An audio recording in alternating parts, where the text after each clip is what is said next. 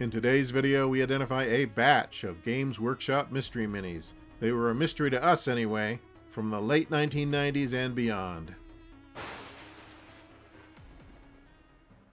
Well, hi folks, and welcome to the channel. I'm Lee, your Oldhammer host. Today we're going to take a look at a handful of older GW minis from maybe 25 years ago that when I first saw them, I wasn't even sure they were GW minis. They kind of had that look, but I couldn't be positive. But thankfully, with the help of some reference books and the power of the hive mind, I was able to confirm that these are indeed Games Workshop products. And since they're kind of rarities and or obscurities, I thought you might get a kick out of taking a look at them. So these are the culprits right here, and they sort of turned up in the last week to 10 days. I've had them in the drawer for about a year and a half, but finally took them out and was sort of finishing them up. And that's when I kind of noticed that they had sort of a GW quality to them. And that was all part of a much larger drive to try to get some things finished here, because I have a lot of minis in the collection that are almost ready to go, but not quite. They're not quite 100%. Some of them are broken. Some of them need to have their paint touched up. Some need to be rebased. So I'm trying to triage these guys and get them ready to go for the table. So that's what I've been doing in my limited free time over the last week or so, trying to pick out some squads that I can get finished up that we can use for upcoming games. So for example, here is a mob of Necromunda Redemptionists, and they are ready to purge the unrighteous. So they were almost ready to go, but a couple of them had chipped paint. They weren't based consistently, and there was a couple other problems. So we got those guys fixed up and ready to go. Back here is a horde of 90% complete Dust Tactic zombies, and we want to use these guys for upcoming games with Zone Alpha. I just have a few little touch-ups to make here. Here's an old school Sisters of Battle squad that just needs to be based more or less. Here is part of a Clan Escher squad that's been refurbished and rebased.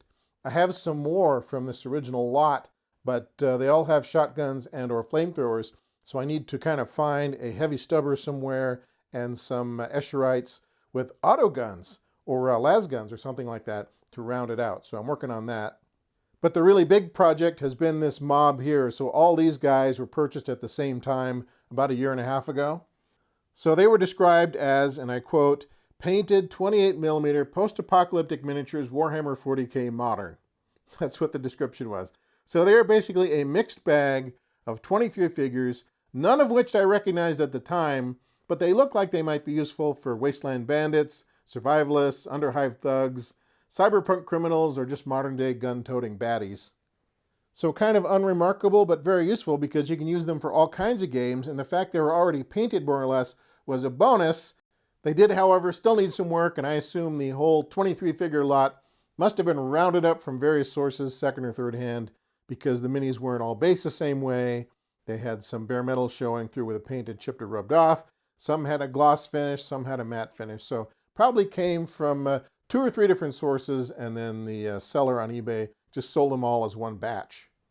That is my assumption anyway. So I certainly could have used them as is, but I really wanted to refurbish them first and get them all based and clear coated the same way, which is what I've been gradually working on. So these guys here are done. These guys are still in the pipe.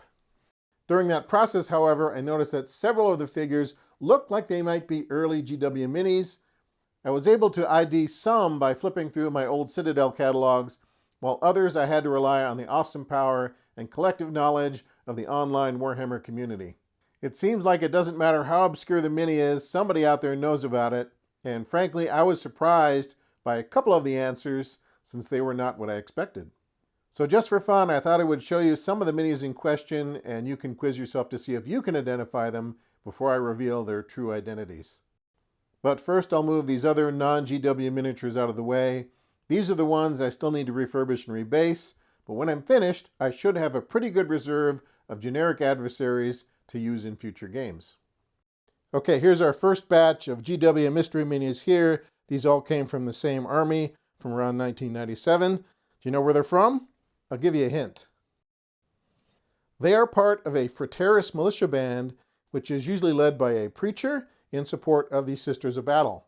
So that surprised me a little bit because this guy's gun here, this auto pistol, doesn't look like a normal GW weapon to me, but he is indeed a member of the Sisters of Battle entourage as a member of the militia. So quoting from the Sisters of Battle Army List from 1997, Frateris are male servants of the ecclesiarch. In times of great need, The ecclesiarchy may arm its support staff, the clerks, deacons, and other functionaries whose roles are normally more physical and spiritual. All of these are known by the general term frateris militia. So it's basically an angry mob led by a preacher or a confessor. So back in the day, your Sisters of Battle army could include any number of frateris militia bands, and each band could have 5 to 20 models. So you could have a horde of these guys on the table. What's even funnier is you could equip your militia with primitive weapons such as bows, muskets, crossbows, and flails, as well as more modern weapons such as the las pistol, stub gun, autogun, or las gun. So yeah, you could have a militia of 20 bowmen or 20 two-handed swordsmen helping out your Sisters of Battle. Next, we'll look at these two minis here. Both of them seem to be carrying Warhammer 40k style weapons, but I did not recognize the characters. So this guy here has a heavy bolter, which he is carrying by himself. And this angry looking guy here has a metal collar on, and he has a melt-a-gun. That's definitely a melt-a-gun. Though this does not look like a GW figure to me at first glance, but the gun kind of gives it away. However, when I posted the question online, people immediately said, oh, that's Animal from Colonel Schaefer's Last Chancers. So he is from that old metal set from the late 90s, I guess. In the lore, to get more information about Animal's past, you'd have to have level 14 access to classified documents, but he is a fearsome combatant and probably a little bit crazed, which is why they still have the collar on him. This character here is known as Ox. He apparently killed 3 Imperial Guard officers in a drunken rage, and now he's serving in the Last Chancers in hopes of earning a pardon. And he is strong enough to carry a heavy bolter on his own. This lady here, I assume, was part of a Necromunda Escher squad. She seems to fit right in. But she is actually a Necromunda hired gun, a bounty hunter. So it's possible she was trained in Clan Escher, but she is now an independent contractor. And finally, this guy here was the one who had most people flummoxed. They thought, well, is he from Confrontation, the first incarnation of Necromunda? He's the early GW adventurer, something like that. But he's actually from Gorkamorka, which features Diggas, which are tribes of primal humans who live on the world of Angelus, along with the orcs, and of course they occasionally fight with them, but also trade with them for scrap and other goods. So that is news to me as well. I would have thought this guy was maybe a Necromunda Underhive scum or something like that, but he is in fact a Gorkamorka Digga with a shooter. So I guess the moral of this story is if you buy a batch of chipped up metal minis from the days of yore, look at them carefully because there might be a few pieces of GW history hidden along with the riffraff. All right, folks, that is a wrap on today's video. I just wanted to give you a quick update as to what I've been working on since we've been radio silent for a few days. Rest assured, we have several new battle reports planned for the weeks and months ahead, but those things are very time and labor intensive, so I'm trying to get my ducks in a row now so we have the requisite minis when the time comes. So stay tuned for that, as well as all the shorter videos we publish to appease the YouTube algorithm while the bigger videos get put together. So all that is to say, we'll be back soon with some more tabletop wargaming goodness in various flavors, so hope you join us for that. But in the meantime, take care of yourselves, and we'll see you next time.